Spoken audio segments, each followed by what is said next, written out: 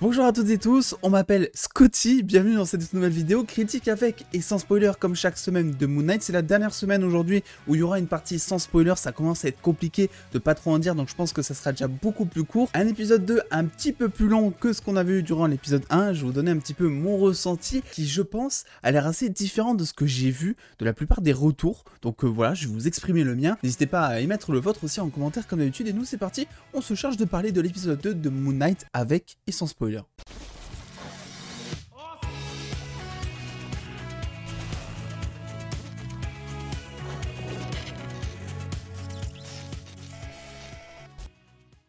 Alors pour cette partie non spoiler qui sera je pense un peu plus courte, il n'y a pas grand chose à dire dans le sens où on est toujours dans la lignée du premier épisode, on sent toujours que la série est en train de démarrer, on n'est pas encore pleinement sur l'intrigue principale, il y a des choses qui sont révélées petit à petit, il y a des réponses qui sont apportées à nos questions, on a notamment un développement qui est d'autant plus fait sur le personnage de Steven, on n'est toujours pas pleinement en tout cas sur d'autres identités on va dire, et on est à fond sur voilà, le fait de nous attacher envers le personnage de Steven et on sent finalement que Steven c'est un petit peu aussi comme le spectateur, putain, ça me fait trop bizarre, je veux dire vraiment Steven pendant toute la vidéo, c'est mon fucking prénom. Mais on sent si vous voulez que c'est un choix de Marvel Studios de nous avoir mis Steven Grant en tant que personnage principal de la série pour en fait voir tout ça, voir tout ce qui est Égypte, mythologie, science-fiction même au travers de ses yeux, voilà parce que lui au départ il n'est pas des plus on va dire convaincus j'ai envie de dire, et c'est un petit peu pareil pour nous vu que Moon Knight c'est quand même une série qui sort un petit peu de l'ordinaire par rapport à ce qu'on a l'habitude de voir dans le MCU,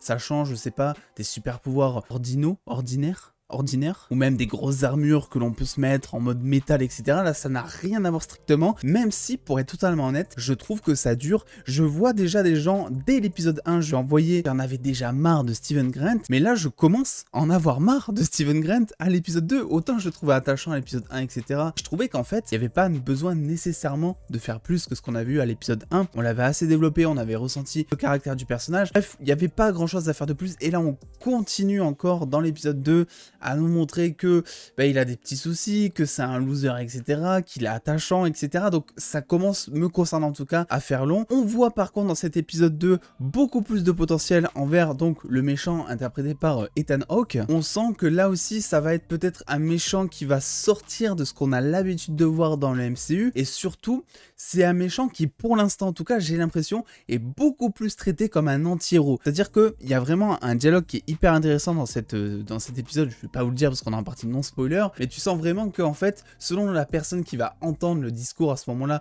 du personnage d'Ethan Hawke, là ça va jouer soit pour, soit contre lui. C'est pas un personnage qui est tout noir ou tout blanc. Je dis pas ça parce que Moon Knight est tout blanc, attention. Oh, ce jeu de mots c'est incroyable. Mais tu sens qu'il y a quelque chose avec ce personnage qui peut être vachement intéressant, et j'espère que Marvel Studios trouvera, si vous voulez, le temps et le potentiel de développer ça correctement. Le point faible selon moi de cet épisode, c'est que même si évidemment on commence à avoir des petites réponses par-ci par-là, je trouve qu'il y a quelques facilités. Déjà il y a des choses qui traînent et qui selon moi c'est pas vraiment nécessaire. Je veux dire, on est quand même à l'épisode 2 et ça commence pas encore pleinement. Alors il y en a certains qui vont dire oui c'est normal qu'à l'épisode 2 la série commence tout juste, etc. Mais on est quand même à l'épisode 2 sur une série donc de 6 épisodes. Encore si vous m'avez dit ça pour une série de 10 épisodes ou même de 8 épisodes, voilà ce qu'on a d'habitude sur Netflix, c'est vraiment pas dérangeant. Mais je considère que pour une série de 6 épisodes, ça commence à faire long quand il y a quelques longueurs dans un épisode 2, et c'est assez dommage parce que en plus de ça, ce qu'on nous a vendu autour de cette série, c'est principalement le personnage de Moon Knight, les troubles psychologiques et la violence. On va dire c'est plus ou moins ce qu'on nous a vendu avec la série, si on oublie à côté tout ce qui est mythologie égyptienne, etc. parce que ça on l'a quand même depuis le début. Et bien là on est à l'épisode 2, on a le côté psychologique, parce que clairement cet épisode 2 va vraiment confronter plusieurs identités on va dire de Steven Grant envers elle, et à côté t'as pas tellement de violence, voilà c'est vraiment le truc. Je pense que tout le monde attendait cette série pour ça, pour avoir une espèce de Daredevil-like un petit peu à la Disney+, je sais pas comment vous expliquer, même si bon ça paraît inatteignable parce que Daredevil est une série exceptionnelle n'est-ce pas, et c'est vrai que Moon Knight, en fait on le voit pas.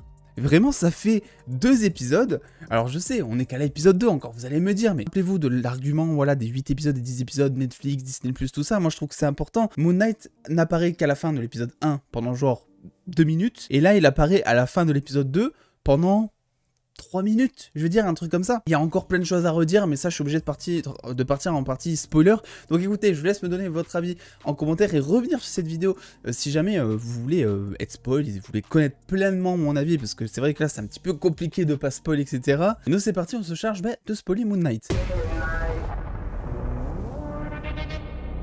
Alors déjà, je vous avoue que Mr. Knight, je suis dégoûté. Mais alors, vraiment, je sais que Mr. Knight, c'est quand même un personnage qui est ultra classe, ultra badass, très gentleman. Et là, comment ils te le mettent, je suis choqué. Je pensais vraiment qu'on aurait droit à 3 identités, et je m'étais même théorisé en moi-même, je m'étais dit, ok, peut-être que Mr. Knight, en fait, c'est une espèce de fusion entre Mark Spector et Steven Grant, et peut-être que finalement, on va avoir, j'ai envie de dire, un Mr. Knight qui sera le mélange des deux et le meilleur des deux mondes. Et au final, pas du tout, parce que Mr. Knight, c'est Steven Grant, avec un peu plus de force. Et du coup, quel intérêt, pour l'instant? Alors, j'imagine que vu qu'il a la super force, oui, Steven Grant, il va commencer un petit peu à se battre, il va prendre confiance en lui, il va notamment avoir confiance envers Layla qui veut visiblement pécho, il n'y a aucun souci. En plus que la manière dont le personnage apparaît, ça n'a rien de badass. On ne glorifie jamais le costume de Mr. Knight, alors que vraiment, c'est peut-être le meilleur costume. Alors, le costume de Moon Knight est très très classe aussi, hein, mais le costume de Mr. Knight est très très classe aussi pour le coup. Et en fait, juste il tombe comme ça du toit, ou je sais pas trop quoi, il arrive par terre, hop, il est en costume. On t'explique que Steven Grant, en fait, il a pensé à mettre un costume, mais tout simplement, je sais pas, ça a pas donné le même costume parce qu'il a pas pensé à ce costume précisément.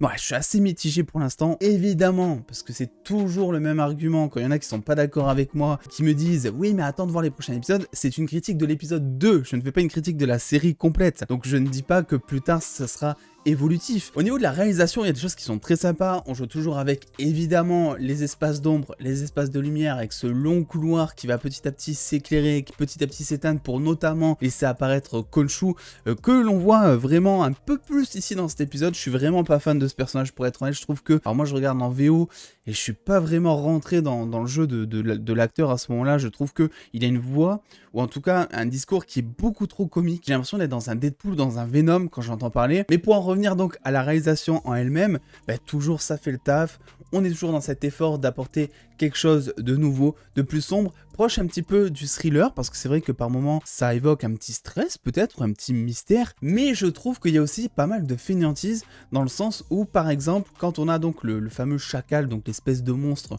qui se bat contre Mr. Knight, on comprend bien dès le départ qu'en gros il n'y a que en gros Mr. Knight, Steven Grant et Mark Spector en gros qui peut voir cette espèce d'entité. Les humains ne peuvent pas le percevoir. Et ça, on te le fait comprendre en voyant un Mr. Knight se battre contre quelqu'un d'invisible. Les gens déconnent en mode il est bourré, etc. D'ailleurs, je suis assez dégoûté parce qu'on a encore beaucoup plus d'humour dans cet épisode. C'est pas du tout ce qu'on voulait, mais bon, soit. Et en fait, au début, je trouve ça super cool qu'il nous ait montré ça parce que ça te fait comprendre que finalement, eh ben, c'est le seul à le voir. Ça te fait aussi comprendre pourquoi au musée, les caméras ne voyaient pas ce fameux monstre, etc. Ça te fait comprendre tout ça. Mais par contre, je trouve qu'ils sont quand même vachement abusés sur le truc pour peut-être justement économiser certains effets spéciaux. C'était pas vraiment nécessaire de le rendre invisible tout le temps, ou juste, je sais pas, de faire genre, hop, de mettre du liquide dessus pour voir qu'il existe par-ci par-là, non. Je trouve ça assez dommage finalement qu'on ne le mette pas plus en avant, le design du personnage assez monstrueux, vu qu'on est quand même dans Moon Knight, et que tout ce qui est mythologie égyptienne, monstres, etc., c'est un petit peu au devant de la scène, et si t'en profites pas visuellement, je trouve que c'est assez dommage pour le coup. Alors par contre, chapeau bas pour Oscar Isaac, on le voyait déjà dans le premier épisode, mais c'est encore plus accentué dans celui-là. T'as vraiment l'impression de te retrouver face à deux personnages entre Mark Spector et Steven Grant. T'attends même pas de l'entendre parler, tu sais juste à l'expression faciale, à la posture, juste dans ses yeux, parce qu'il est même pas en surjeu. C'est pas comme s'il avait une énorme pose, je sais pas, en mode bossu quand il était en mode Steven Grant, et une pose en mode hyper charismatique quand il était Mark Spector. Non, il a vraiment un jeu qui est assez dans le détail, et ça se ressent vachement. Et c'est vraiment un plaisir de voir Oscar Isaac là-dedans parce que tu sens que le mec il s'éclate. En plus c'est vrai qu'il se démarque parce qu'il a la chance de jouer des jeux qui sont extrêmes les uns autant que les autres, contrairement par exemple à Ethan Hawke qui lui voilà son personnage est beaucoup plus dans la retenue, dans le calme, etc. On a évidemment eu la première apparition de Layla, donc la femme de Mark Spector. Je pense que Mark Spector c'est quand même l'identité basique si vous voulez de Moon Knight, c'est-à-dire que dans l'épisode on nous vend que en gros oui Mark Spector a gâché la vie de Steven Grant, qu'il était employé dans un musée, qui s'est fait virer, etc.